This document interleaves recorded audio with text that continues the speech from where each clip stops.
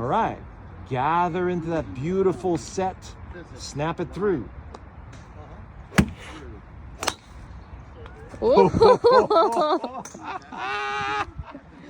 Right? What was your average drive prior to that?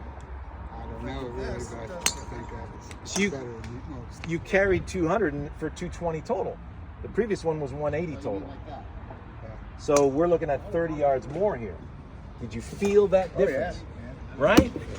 What a difference that was. So everybody saw how it was controlled before, and it was shovey, pushy, and that's where you get those snap hooks, those push slices. But then you felt the weight of the club set. Did you feel that? And it kind of like settled in there, and didn't that feel like you had more snap, more width to give it?